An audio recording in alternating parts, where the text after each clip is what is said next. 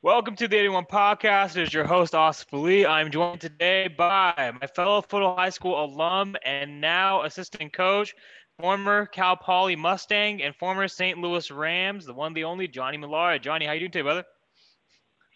Doing good, man. Getting through the week, but doing good. I appreciate you having me on.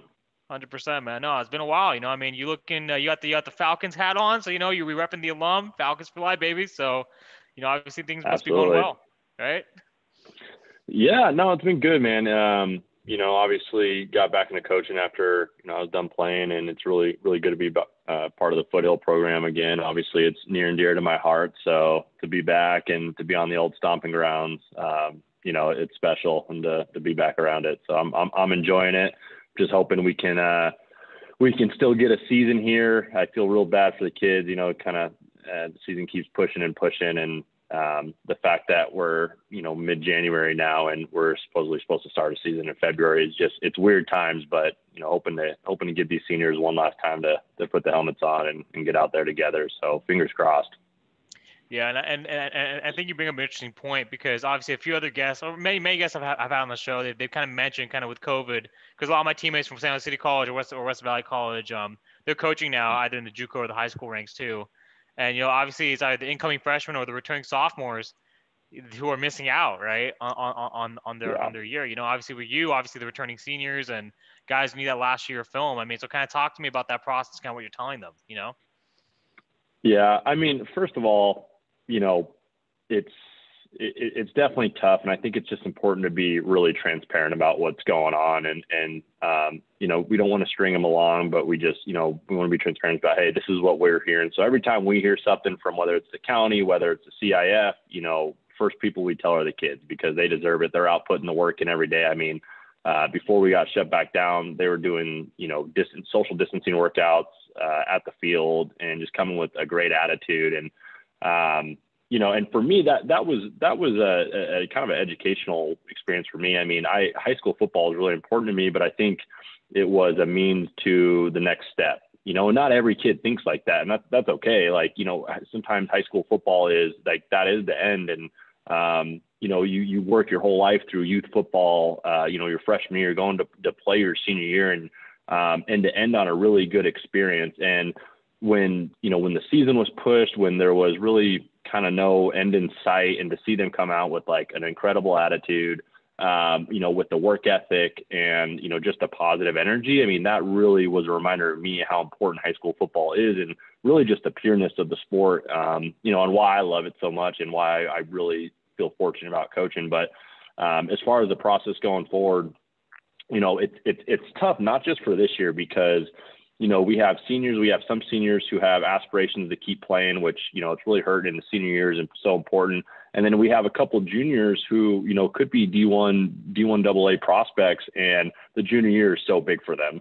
And you see these stuff with like club football going on. So there's a trickle effect now to the positive. And I don't really know if you call this a positive, but a lot of other Californians are dealing with this, right? So there's somewhat of a level playing field. The tough part is a lot of the rest of the country got to play football. So it's really important that we have a season to give them the opportunity to have film and build some momentum. And then for some of our seniors who want to keep playing, it's important too. And I'm trying to do everything, and Coach Hodmer's trying to do everything to make sure we're getting their names out there for some of these seniors and putting our name on the line for them to, for some of these coaches, because it's affecting recruiting too, right? I mean, some of these schools, they're going off senior film, and right now they're literally having to go off 7-on-7 film, personal workouts. I mean, this is all uncharted territory for them. So, it's tough all around, holistically when you think about it, but everyone in the football community is kind of in it together. So I think people are trying to pivot through it properly. The other side is, we're really focused on this year and this season, but it's really going to start to affect next year too, because if we do play this season in spring, now from a body maintenance perspective and a go forward, we're asking them to turn right back around into an off season and get ready for the following season, which will probably be in the fall. And who knows how the CIF is going to handle that. And then at the college level, I was actually talking to an old Rams teammate who's at Wake Forest. They played a season, but it didn't count against any of their eligibility. Right. So now you had this group of underclassmen who are coming up thinking they're probably going to play, and that's what they're working towards. And you have this group of seniors who were originally supposed to be out the door, like all seniors are and go, but a lot of them are coming back. I think like 90%. Because why would you not? You get a whole extra year. You get to further your education a little bit. You get to be around your buddies. Like, I totally get it. So it's going to put coaches in a really weird spot. And then lastly, to add to that, you're not sure if you heard about this, but with the transfer portal thing going on in the NCAA right now, with all NCAA athletes given kind of a one-time rule where they can transfer if they want to, people are starting to transfer because they're like, wait a minute, like, I was supposed to play next year, but the senior's coming back. Like, I'm not going to stay here. So right. It's kind of a mess. There's so many moving pieces of this thing. It's, and kind of going back to my first point, just the transparency is just so important. Even the transparency of sometimes saying, I don't know, and I've had to communicate that with the kids. Like, you know what, I wish I knew the answer to this. I want to be back on that field with you guys. This is what I do know. This is just what I don't know. So that's kind of where we're at. It's a lot right now, but I'm feeling for the kids. Yeah. But it sounds like to your point, obviously you acknowledge kind of the white elephant in the room, obviously with the kind of situation being what it is, and you're also kind of giving them some good guidance, right? As to kind of what the expectations should be and being realistic. Cause I think that's a key element of coaching, of effective coaching, right? Yeah. And so, and just one more thing to add to that. Obviously, I coached Whitney High School varsity last year for my first ever experience coaching. Awesome. It was awesome. Yeah. And kind of to what you just said, it was just like, just making sure that you temper expectations a bit. COVID obviously hadn't hit last year. It hit this past year. And sure. the program that we were at was 0-10, and we're heading to this year. And the next year we finished up 6-6, so pretty good. That's huge progression. Yeah, huge regression. So I think to your point, right? Just kind of knowing kind of what the CIF protocol is, knowing what the regional league, the EBAL. It's still EBAL, right? Or is it different? Yeah, EBAL protocol. Yeah, and kind of just being temporary, kind of understanding that even though, like you said, like in the state of California, you may not be able to play, and you see other schools being able to play outside of state. Just kind of make sure that you're there for your kids is key.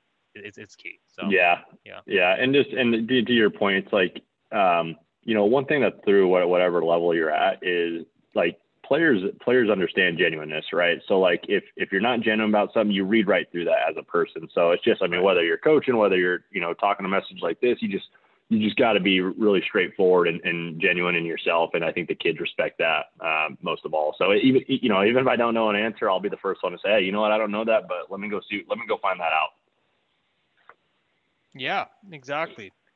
Yeah, I think, and so, that's great. So actually, let's go ahead and get started kind of to your early career, right? Because, obviously at Foothill, right? That's where you started it for sure. And so essentially kind of, when we talk about the kind of your early years and kind of, we'll probably go back to kind of, like you said, you put Pee Wee and all that stuff. Obviously your dad, right? We have to address it, right? Because your dad must have had a huge influence on your life and upbringing. Talking about your early years, was football your first sport? Obviously coming with that standard to kind of, you kind of set that, or kind of having that model, being there for you. Talk to me about that. Yeah. Obviously my dad, just a huge influence in my life. He's my dad first, but he's like a best friend to me. And I was so fortunate to be around him when he was playing. I was really young, but through his coaching career and to be in that environment, not a day goes by. I never reminded myself, hey, I'm fortunate that I get to be around a sport that I love so much. And, I first started playing PGFL 5th grade.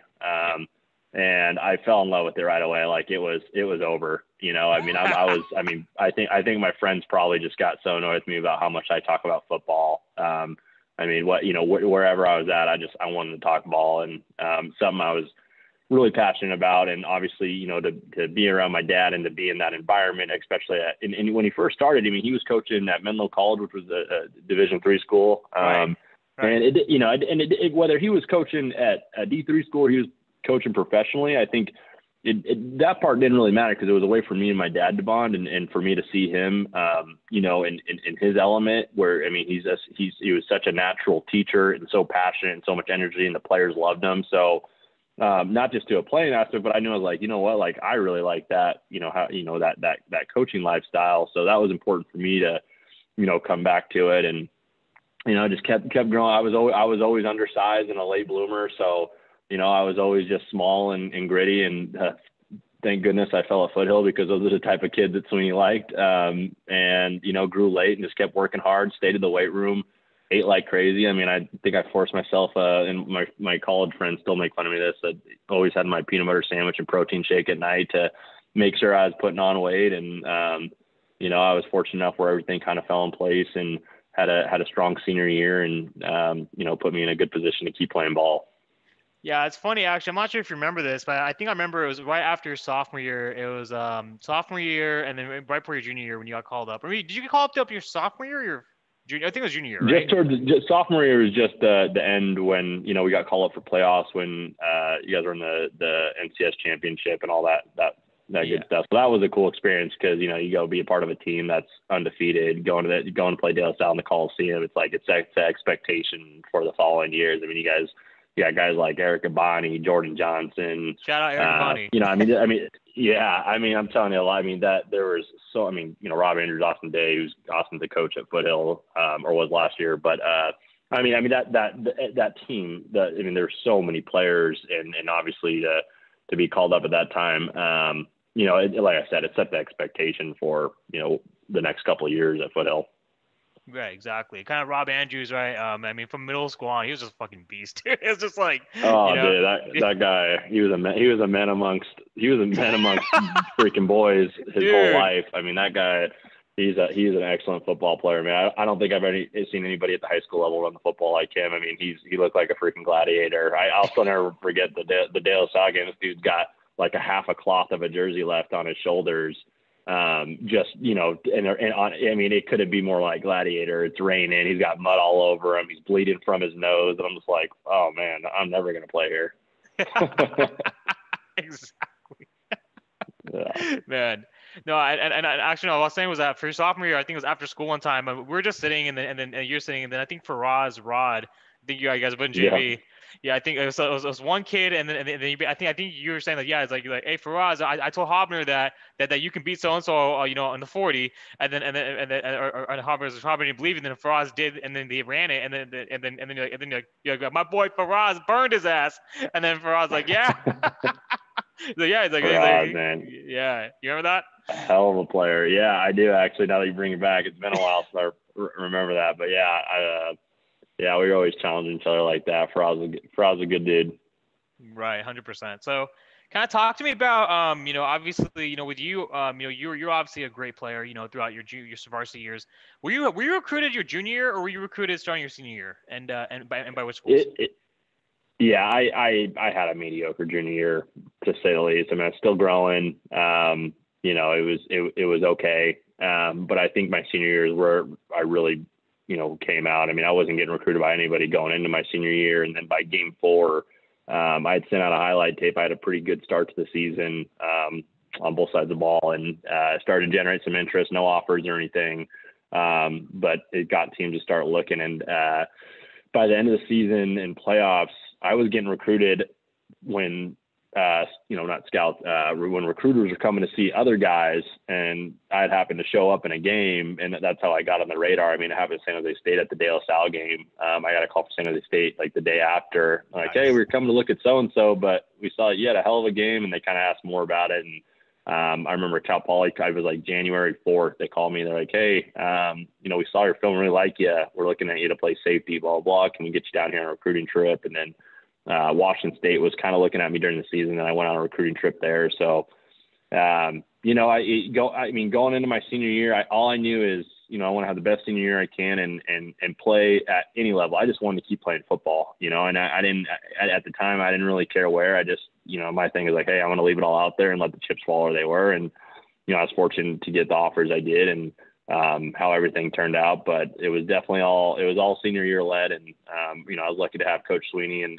some pretty incredible teammates around me with, my senior class, and Sean Manning in the junior class was a great quarterback. So, those things were all definitely helpful elements to, allowing me to keep playing. Yeah, it's about Sean Manning. I mean, obviously, he was also another kind of monster in his own right, right? And he got called up. Was it freshman year on varsity, or was it a sophomore year? It was a sophomore year, yeah. And Yeah, Sean's a hell of a player. I mean, he came in and he was tall and lengthy and a little awkward, but he had a hell of an arm, and I think he had a good attitude. He was kind of a quiet leader, but he was a really hard worker. I don't know if people gave him enough credit for that, how hard he worked in the off season and stuff, but he did, and everything worked out great for him, and he just went and just absolutely tore it up at Oregon State and led to him getting to the league and all that. But yeah, he was a great player. It was. I'm really happy for the things he's accomplished. 100%. I do think it's great, kind of, to tie that all together. It's because, for me, I want to play varsity my senior year, but my grades are too bad up until junior year. And so Sweeney encouraged me to try out, but I was like, at this point, I'm like, dude, I'm SOL. I'm like, I mean, because your class was now going to be the junior class. And then basically, like, everyone else, and I was like, what, I'm gonna try to just try condition, try to walk on JUCO. And that's what I did. I ended up walking at San Jose City College, and the rest is history. So, right. Rest is history. So, yeah, it was that's great. Right. There you go. Yeah. So, no, I mean, and that was my plan too, man. I wanted to go play. I was gonna go play JC ball if anyone offered. I mean, like, you see how many great products come out of the JC world. It's a freaking great route. So that was, I totally feel you there. It's a good approach. Right, exactly. It's definitely a good approach. So, yeah, JUCO route, man. I mean, you get kind of intermingle everyone, but you went straight to Cal Poly, so we're going to talk about that. Talk to me about kind of when you first stepped foot on campus and how the experience was going from being, from Foothill High School to Cal Poly. Dude. Yeah, so I'll give you a funny story. Coach Hobner, actually, and I still joke with him about this day, but I don't know what brought the conversation up, but I was in his classroom and I was asking him about, the jump from high school to college. And he said, the hardest jump you'll ever make, it won't be from college to the NFL. It's not from middle school to freshman. He's like, it is going from a high school to college, because you went from being, you're 18 years old and you're playing with 22, 23-year-olds who are fully developed, have had 4 to 3 years in a college weight room. I mean, the physical jump is just, it's material. Right. And I'll never forget my 2 weeks of camp. My first 2 weeks of camp was a whirlwind. I mean, I was like beaten and bruised. And I was like, man, I don't know if I'm gonna be able to keep my body up for this. Right. Yeah. I mean, I was getting hit left and right. I mean, going to get a toss and getting smacked by a receiver, smacked by a pulling guard. It's a jump, I mean, it's physically a jump. It's also, mentally a jump too. I mean, the playbook expanded 10x. You're going every single day. You got your 2-a-days are really like 3-a-days. And then plus, once you start school, that's a whole nother new workload that you're not used to, balancing to the same degree, at least. So it was a lot, man. But I mean, all I knew is like, hey, I'm going to keep going as hard as I can. I'm going to keep being gritty and just, freaking picking fights with people and, eating as much as I can. And I just fell in love with the weight room that year. And that made the biggest difference in the world on me putting on some size and developing a little bit more. And then just getting my nose in the playbook, right? Like if you know what's going on around you, you play a lot faster. So, I mean, it was important for me. It was like, hey, if I know our defense like the back of my hand, then I can really come in and play a lot faster and understanding like how the moving pieces are working. So that was all big, but I mean, it's a jump, man. It's a big jump. Yeah, it really is, because obviously I think one thing which I noticed for me going to JUCO and then obviously seeing guys go to the next level, 4 years, obviously either D3 like Menlo, D2 or D1 AA or D1A. It's obviously like I'm not gonna say you're better prepared, but I mean, like my coach, Keith Williams, was the San Jose State head coach, or not the head coach, but the wide receivers coach at San Jose State. So James Jones, old Packers, because he coached him at State, used to come to our practices. So we kind of got that exposure. Versus like you coming as a kid, like as an incoming freshman going straight into it, and you're probably with like some like juniors and seniors, like, in scrimmages and practices, like, I mean, those are guys who probably grown ass fucking men. And you're like 17, 18 years old, like, trying to like, get up to speed. It's just, so. Yeah, it was a lot, man. I was like 187, 190 pounds soaking wet, and I got 220-pound receivers coming to knock my clock off. It was a wake up call. Yeah. Talk to me about kind of now. What was so your freshman year? I mean, what was your best year? Or talk to me kind of you from freshman to senior year, kind of you talk to me about your college. Talk me through your college career and talk to me about what your favorite moments were. As a player at Cal Poly. Yeah. So like I said earlier, I was actually recruited as a safety, and I redshirted, which I was so bitter about at the time, but it was the best thing that could ever happen to me because it allowed me to put some size on. And going in my freshman year during spring ball, so going like right before my redshirt freshman year, our D coordinator came to me like, "Hey, you're going to play. We have, we don't really have a weak side linebacker right now. We're going to play a weak side linebacker. There's a couple other guys competing for it, but based on how I was growing, they're like, you could be a good fit, but you're also going to play safety." So I was going into that first season playing two positions, and I was able to actually work my way up and get the starting spot as a redshirt freshman for the weak side linebacker position.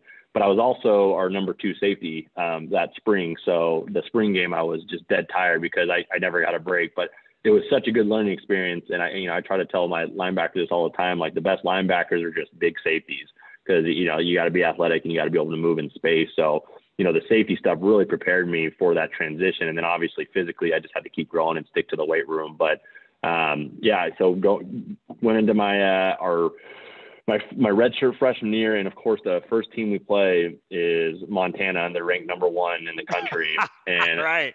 I'm so nervous. I actually, it's funny, the running back at the time I played with the Rams for a short bit, Chase Reynolds, and this guy's like All-American. They got All-American wide receiver, and it's my first start. We end up upsetting them in a crazy game. Our first string quarterback, Tony Smith, actually from Foothill, got hurt literally the week of. Our second string quarterback got hurt 2 days prior, and our 2 days prior, and then our third string quarterback came in and won the football game, and it was an amazing comeback, upset the number 1 team. So that's one of my favorite moments, kind of one of my first starts. But I would say past that, we had a really good upset against Wyoming. That was awesome. And then probably winning the Big Sky Championship my junior year against NAU was cool because kind of another similar story.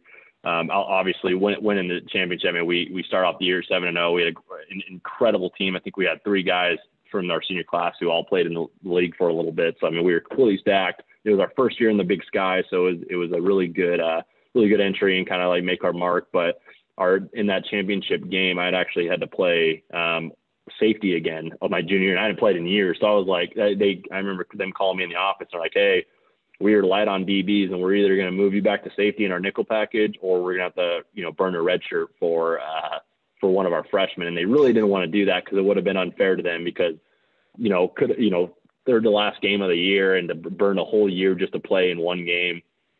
So I went through the week playing safety and linebacker, and it was a lot of fun. It brought back memories, but to win that game was huge. I mean, we worked our ass off all season, all off season. So that was a good one, man. I had the best teammates in the world, best coaching staff. Coach Walsh, he was my coach the whole time there. Coach Brown, my D coordinator and linebacker coach, was like just monumental, and everything he taught me. And so I was really fortunate, man. It was a fun time. Yeah, absolutely. No, really. I mean, because obviously when your numbers call, you have to adjust on the fly to kind of, transition to a new position, right? Especially at that level, it makes you appreciate the kind of the grind a little more. You know what I mean? Yeah, absolutely. Absolutely. Yeah. So kind of, that's awesome. I mean, I think, and obviously for you, because I think were you probably a Mike, or were you Will for the majority of your career? I mostly played outside. I played Will and Sam, kind of shifted back and forth. I played a little Mike when I went to the next level when I was playing professionally for a little bit, but I was mostly on the outside. Yeah, on the outside. And was it because of would you say it was because of your size and your speed, or was this personal preference to just be on the outside? Yeah, I think I was a little bit more natural in playing in space, just from a coverage ability perspective, and being out on number 2 receivers and whatnot, I felt pretty comfortable with doing. So I think it was just kind of a natural fit, and then I can still come off the edge sometimes. You got to be a different breed to play Mike. And we had a good one. Nick Zubnar was our Mike. He's actually playing for the Titans right now. He's a hell of a player. So nice. we had a pretty good linebacker core. Yeah, absolutely. No, it sounds like you definitely did, right? And shout out Tony Smith if he's listening to this. But yeah, Foothill. So good old Tone. Good old Tone. All right, so now you pretty much you wrap your college career. Talk to me about kind of your pro day and your combine your senior year. Talk to me about that. Yeah, It was, it was experience. So I graduated December right before we got in all that stuff. And I was lucky enough to get invited to an all-star game. It's called the Medal of Honor Bowl. I'm actually weirdly enough wearing a sweatshirt from that. Old as hell now. But had a pretty good week there. And about halfway through the week, a spot opened up at the East-West Shrine game, which is like kind of the number 1 or 2 collegiate all-star game. And, it's on NFL Network every year. And I'd done pretty well during the week of practice at the Medal of Honor Bowl. So they'd call me to that game. So I played back-to-back weeks and some all-star games, and that really helped my, my draft status or whatever you want to call it. Had an okay pro day. I think I did better in my individual workouts for teams. The conditions on our pro day was just god awful.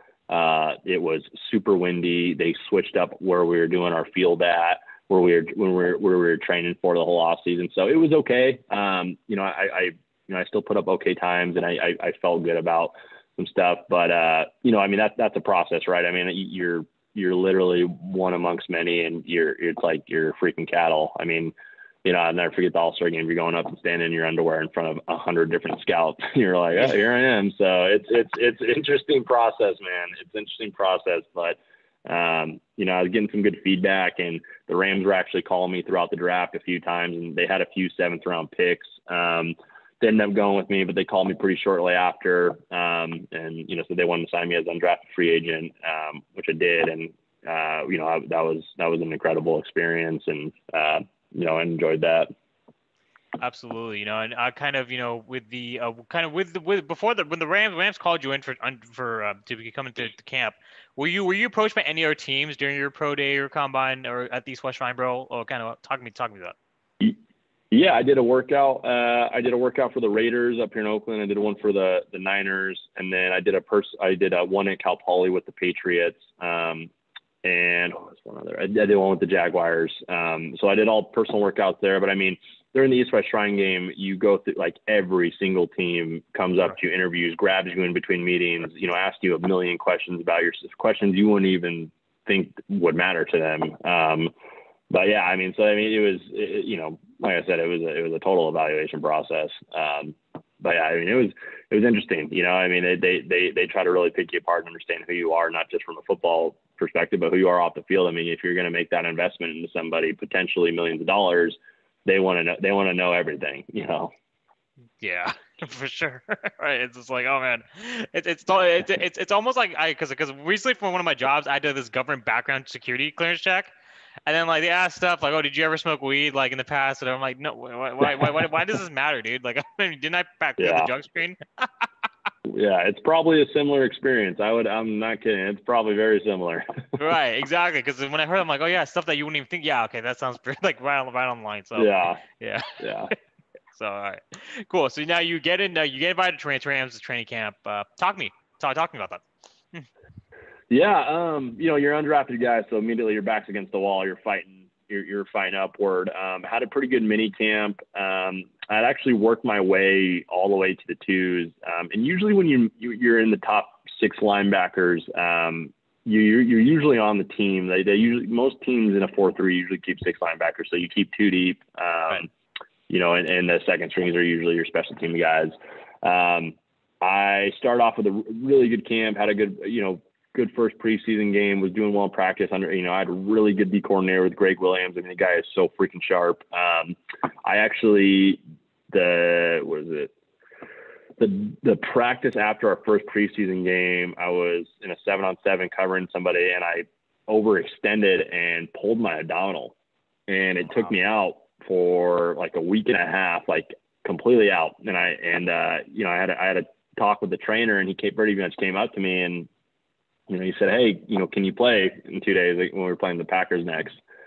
And I was like, I don't know, like, it's still hurting pretty bad. Like, I can go like 60%. I'm like, it's straightforward. I'm fine. It's really hard lateral to my left. And he kind of gave me, without saying the ultimatum, like, listen, you need to suit up and play, or we're going to basically cut you and find somebody else who can. So it just goes to show how cutthroat and, business oriented the NFL is, which I get it. You got to have somebody who can play, and you got to stay healthy. And, but that was a really interesting moment, because I had to make a decision. Like, do I get injury waivered and just take the money, or do I just keep do I fight through this? And like, I'm, everything in my DNA and body, like I'm not gonna tap out. So I said, all right, I'll play. And I pretty much played the rest of camp, just 60, 65, 70%. I mean, I was in the training room I wouldn't get home back to my hotel room till like 11:30 at night because I was trying to get my body ready to go the next morning, just in agony and pain. And, ended up getting released at the very end of camp, which once we got, I actually still had a couple pretty good preseason games. I led us in tackle versus the Browns. Did okay the last preseason game, but yeah, they end up keeping 5 linebackers, and that's how the dice rolled. So after that, I bounced around some other leagues for a little bit. I played in a league called the FXFL that was around for I think 2 to 3 years, and actually it started a month after training camp, so it gave me some time to heal from my injury. Came back, had a pretty good season with them. Was voted all league linebacker there, but got some calls after that, not a ton. I was getting more interest from the CFL, and it just got to the point, man, where my body was just literally killing me. Like it was every single day, I'm like, I didn't even do anything today and I'm in pain. So, I kind of leaned on my degree a little bit and was fortunate enough to, fall back on that and in the business profession, and while still coaching at the same time, which I just immediately fell in love with, and kind of got my body back. And then I was actually drafted in another league called the Major Football League, and literally a week before I was about to fly out, it folded. So after that happened, I was like, you know what, that might just be a sign to call it. And I was training, I was fully ready to come back. I was going to move, it was Texas, actually. I was going to move to Texas. Talked about it with my, at the time, girlfriend, now wife, and she was fully supportive. And it was just, then it folded, and I was like, well, what to do. And then I got one more call from the CFL, and the conditions it wasn't really ideal. So I was like, you know what, man, I think it's time. And you bring a really important point. It's not necessarily that you can't keep going. It's just that, the investment of time and effort versus what you can be doing for not play, like what you can be doing outside of playing is better than you trying to continue to try to play, Yeah. And I don't know if for me it was, am I playing for the right reasons? Correct. And that's really important. And it was kind of important to me to go out on my own terms, so to speak. It was still tough. I still miss playing football today. You always think back on some of those memories and miss it. Like any great thing in your life, you always miss and resonate on. But it was the right time for me, and to be able to kind of walk away with my body and get that back. I look at my poor dad, and the guy's, he was an absolute warrior in the NFL, and he's got 2 hip replacements, 2 knee replacements. I know he wouldn't trade it for the world, but that's a real thing, right? Like you pay for that with your body. And, so it's something I was thinking about. And I think, that's another good point, because like for me too, it's just like, even when you play at the minor leagues, people don't know this, but the physicality isn't any less. And this obviously playing at different minor professional leagues. Like, obviously, like, I wake up today, like what you said, like I have headaches, like, or just like my body's sore, just, I don't even do anything. My knees, you know what I mean? It's just, and I'm sure you can relate to that too, right? Because you obviously reached the pinnacle, and then, so yeah, it's just, it's sometimes, go ahead. It's tough, man. No, it's like you wake up with injuries you didn't even know you had. Yeah, it's like, do I have this body part? Why is it hurting? Yeah, but I want to trade it for the world, man. I was really fortunate, blessed to have the experience I did. And you just, the coolest part is, and I think everybody who plays the game knows this, and I'm sure you'd say the same thing, is just the relationships, right? You meet the best people in the whole world, from your coaches to your teammates. Seriously, like any teammate of anybody, or any teammate at any level I play with to this day is like still my teammate, my brother. And like, that's the coolest part of football, man, that camaraderie. And it carries through as you coach. You see kids you coach, you see them on, you keep up with them, they graduate, and you're invested in them, and you want to make sure they're successful, and you want to see what they're doing with their lives and be there to support them when you can. That's the beauty of football. It really is. It's my favorite part. 100%. No, for me too, it's all about the relationships, and it's funny because like even like kind of you like falling back on my degree and kind of finding a new career like in now IT consulting, and I think you're in a similar kind of field, but pretty much kind of like working in the IT field, business, whatever you want to call it. It's just like whenever Yeah. whenever whenever whenever I show anyone kind of like when they Google me, Google Austin football, and they're like, wow, like here's a guy who got paid, and here's and they wrote you a check. I'm like, yeah, a minimal check, but still better than nothing. but then and then but Yeah. then but then they Yeah. would say, but they also be like, but the relationships. I'm like, yeah, the relationships are everything. Yeah. No doubt, man. It really is. Yeah. I mean, and that was actually a big part of why I went to Cal Poly, not just because they had a great football program, but I knew like, hey, at some point there's an end of the road to football, and like I need to be able to lean on my brain and Bingo. my other skill sets that I can build the foundation and stability on, and so that was really important. And I love what I do now, and the fact that I get to still continue to coach football has been just a blessing. 100%. And so at what point? At what point? What year Did you stop? Did you decide to hang it up? And when did you start coaching? And was Foothill your first coaching gig? No, so 2015, I think that was after that I was drafted and that league folded. It was like midway through 2015, and then the following season I actually coached my little brother's PGFL football team, which was the most humbling experience I think I've ever done. Outside of playing in the PGFL, you're coaching 9 and 10 years olds, and first of all, that I fell in love with it. I mean, the kids were awesome. But, you're going out there and you're running 4 different plays because, God forbid you can't put anything else in, even though they're a really smart group. But then I actually went and coached a Pop Warner team, and it was a Dublin Fighting Irish before they sadly folded last year. But I mean, really well ran organization, and we had just an incredible group. I think they went 1-9 the year before, and we went 13-1 with them, and ended up winning like the NorCal championship, whatever it's called. And then from there, I went to Foothill. So I've been at Foothill the last 4 years now. Was the head JV football coach, and then I just joined to be the DC for the varsity team. Nice. So you kind of progressed through, come from youth to JV and then the varsity. Yeah, and it was just a combination of, one, I knew I wanted to be around football, and then 2, just continuing to challenge myself and just kind of again falling in love with it. And I still talk about potentially going and coaching at the college level, or being a varsity head coach if the time was right and when it happened. So we'll see where all that takes me. And I just like to be around ball. I like to be around the kids. Yeah, pretty much kind of that's what I was going to ask you next. I mean, obviously your future aspirations, and you pretty much, you would entertain playing coach at a higher level, but kind of talk to me about your philosophy with your kids. Like kind of what's your coaching philosophy, kind of, what kind of scheme do you guys run, and kind of, talk to me about that a little bit. Yeah. I mean, first of all, just from like a, scheme aside, it's how you come out and play, right? It's the attitude you play with. You don't have to be talented to come out and be diligent to the plays and understanding what's going on around you. You don't have to be talented to come out and run as fast as you can and be coachable.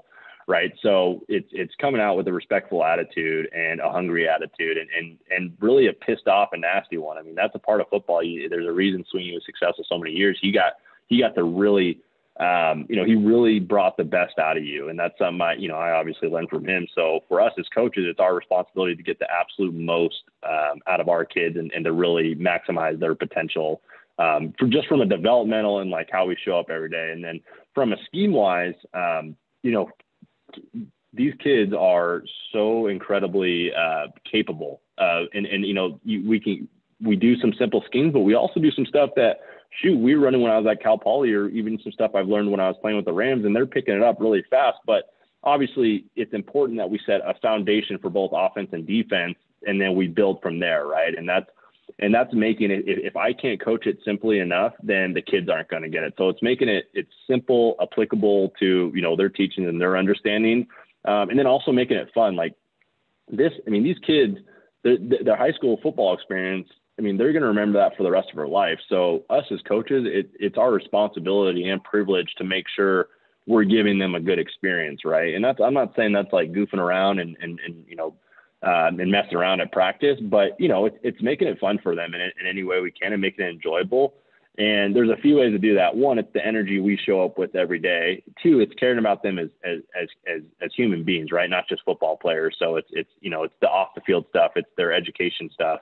And then three, the developmental part. If whether one of our kids is a star player, a starter, or simply or just a special teams player, or just a role player, or maybe doesn't even play that much. But if they're coming out and they're feeling like they're developing every single day, they're going to find a lot more fulfillment out of that.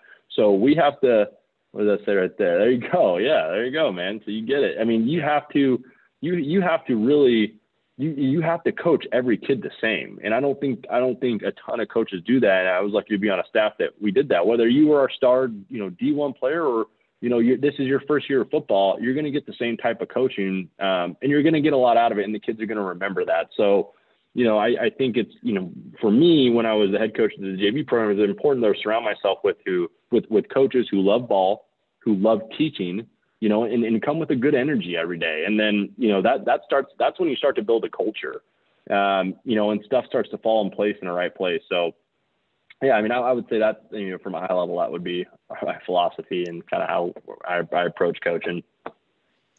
And so obviously with that, and I think that's a really good point you brought up, you don't have to, like you said, you don't have to be talented. You don't have to be talented. You just have to show effort. Like, I think for me too, for me being an effort kind of player for my entire career, right? Never the most talented, never the most athletic, never the biggest, never the strongest, right? Or the fastest. The reason why I think it's a very important point is because, for any of the JUCO kids or high school kids who listen to this podcast, just understand that, hey, you probably have guys who made it to the league who may or may not have been better than you, right? At some point. You may have had guys, who are probably like me and like they have no business being out there, but they somehow made it because they kept going.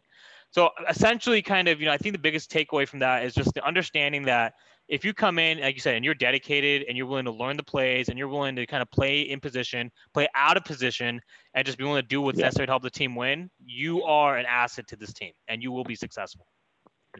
Yeah, absolutely. I mean, and everyone's got to feel it, but it's our job as coaches to make sure that everyone's getting that same type of coaching. And, different people on the team are going to have different roles, but, it's your job and responsibility as a player to own that and to be selfless and to be about the team. And I've been lucky that every kid I've coached at Foothill is like that. We've had great attitudes and they've been successful because of it. I mean, they bought into our coaching and, their energy they brought every day. I mean, I talk about it even just in the social distancing workouts. I mean, to show up with that energy when your back's against the wall and everything in the world is going wrong around you. I mean, it's inspiring. It's inspiring to coach.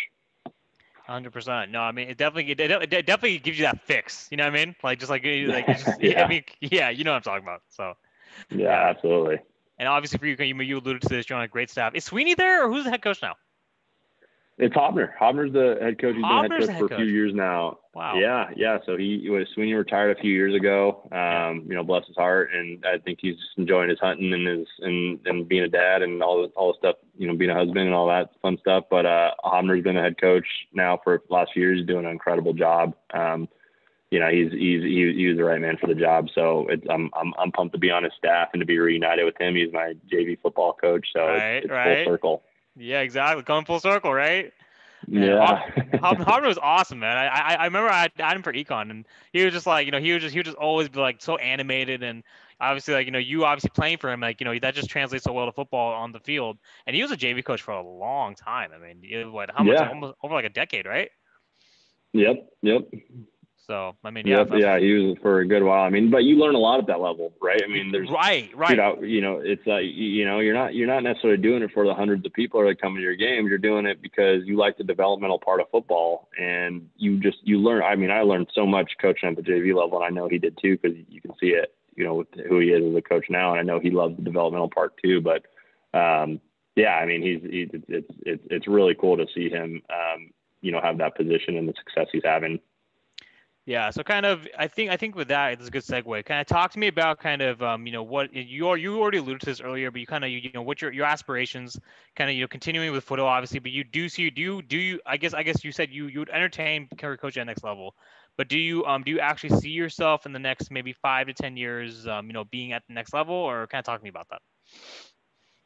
That's a great question, man. That's $1 million question. I ask myself that a lot too, and I did just I mean, just for all of us, right? We all kind of ask ourselves, what are our aspirations and what do we look for life? And we don't always have the answer, but if it was the right opportunity and something I could pursue, it might be something I would be worth making the jump. I mean, it would be a career jump to coach college football, because you can't have another job while you coach college football. That is your job.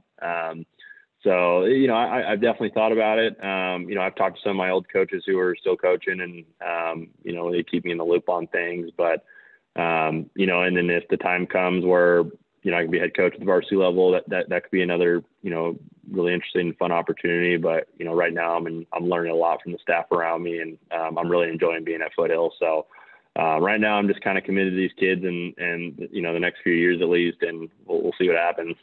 100%. And plus I got a little boy on the way coming in the month, so a lot of focus there. I forgot to bring that up, man. Congratulations. How are you feeling? You're getting close, right? Thank you. Yeah. It's really interesting, man. I'm so excited. I mean, I really look forward to the day that I could be a dad, and, to have a boy. I couldn't be more pumped. I'm excited to take that step in that journey. I'm excited to, do it with my wife and watch her become a mom. And, I think it's more and more real for her every day, because she's feeling him kick every single day. And I don't necessarily feel that, but, right. It's almost here, man. And, I think I'm as ready as I'll ever be. I don't think everyone's 100% ready, but I'm really excited for, the ups, the downs, the challenges, and just, to continue to grow our family. I mean, it's such a blessing, dude. It's really hard to put in the words, clearly, but I'm really excited. 100%. No, obviously, right. And talk to me about what your dad's thinking right now about that, right? The great Keith Millard is about to become a grandfather. He's already grandpa. So I actually Okay. I have two nephews, and I tell you what, if there's one thing that my dad, Keith Millard, likes more than coaching and playing football, it's being a grandpa. And he's a great grandpa, man. He really enjoys it, and he loves kids. He's always loved kids, and they got a soft place in his heart. So yeah, he's excited to meet the little man. Man, I mean, this is huge milestone. Actually, yeah, that's perfect. So obviously, that's the biggest milestone for this year, for 2021. What else do you have planned for this year? Yeah, that's an interesting question this year, right? Because there's so much unforeseen in the future. So, I was actually just talking to my wife about this the other day, and we were kind of talking about our goals for the year, and both kind of as a couple and individually with our careers and everything. I think for us, it's just adjusting positively, right? Like, and just doing the best at what we can with the controllables. Like, there's so many uncontrollables in the world right now. So, just to kind of go with our best foot forward, for what we can control. And for me, that's, hopefully being a good influence to the kids around me, and being positive for them, and giving them direction with whatever happens. And, someone they can lean on and talk to through a lot of stuff that's going on. But mostly, man, it's just being a dad, and just taking that step, and just, taking that with full arms, and doing as best as I can, and being a good support system to my wife, and all, and everything that comes with being parents. So yeah, man, well, it'll be an interesting year. Be interesting year, yeah. Okay, cool. So actually, I want to use the last part of this interview to kind of ask you, who's your favorite NFL team? Because I know you play for the Rams, but I don't think you're a Rams fan, right? Not really. Yeah. Yeah, I'm not. That's an interesting question, and it's funny because people assume I've always had like an NFL team, but when I was young, my dad was always coaching in the league, so I always just liked whatever team he was coaching with. And then he stopped coaching.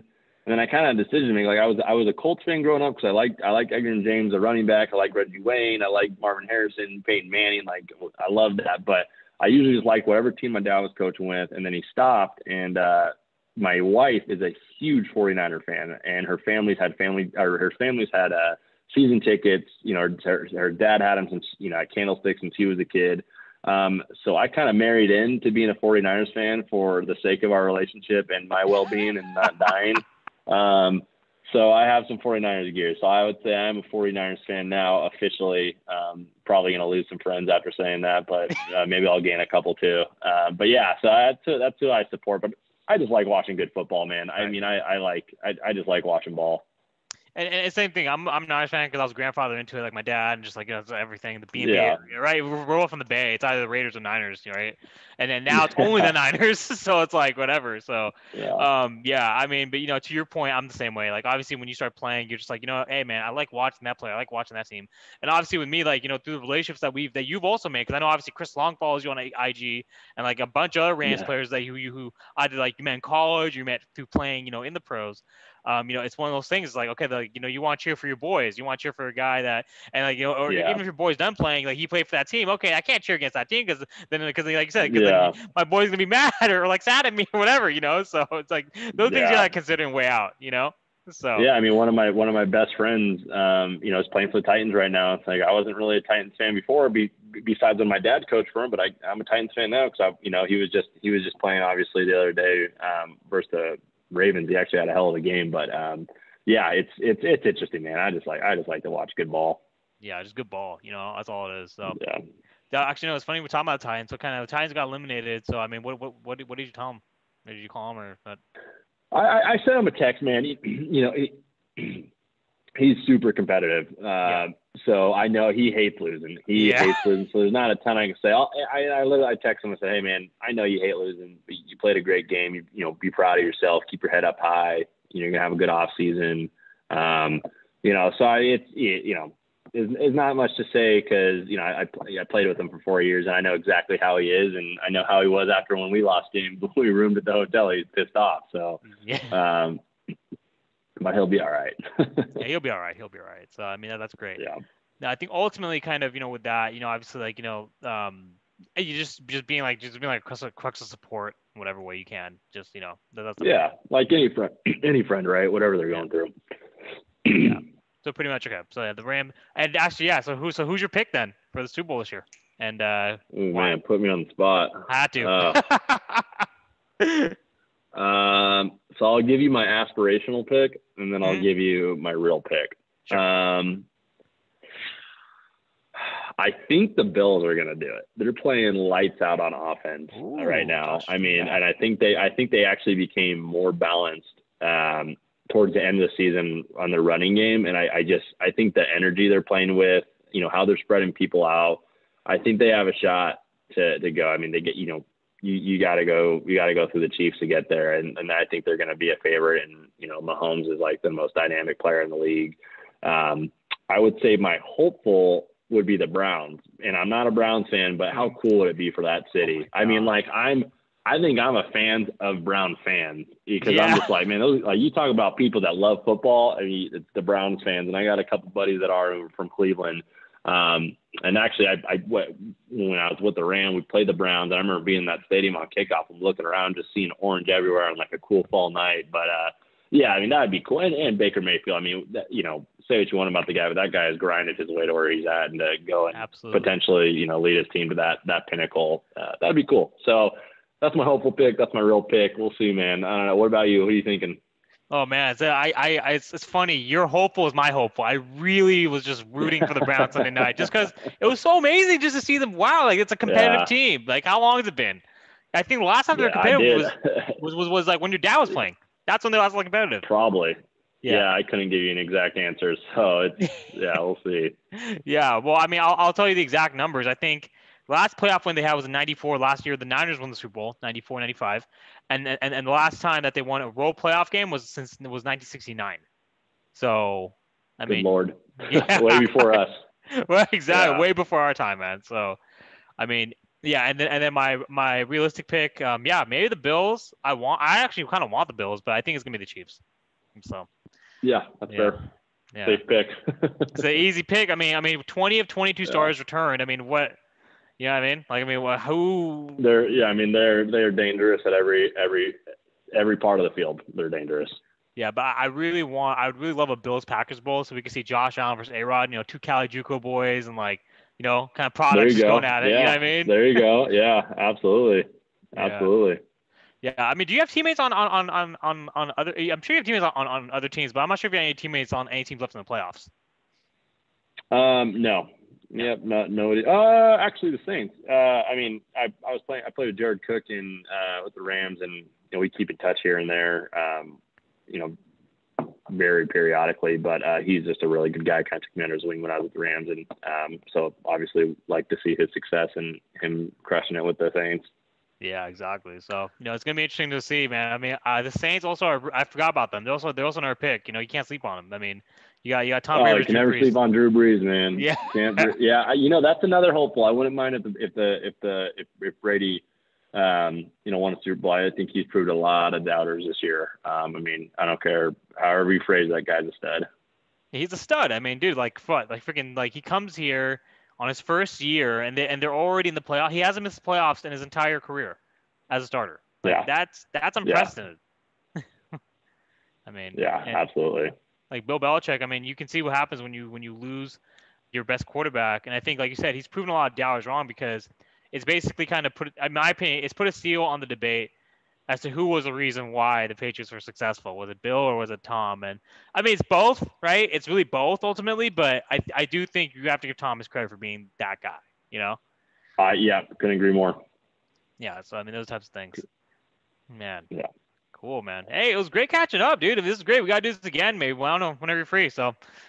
Yeah, no, anytime, dude. I appreciate it, and I love the platform you're putting together. I mean, you getting a lot of guys on here. I mean, especially during this time, it's always good just to talk ball and hear all that stuff. So, yeah, I really appreciate it, and I'm glad you're doing well too. Good to see another Foothill Falcon doing well.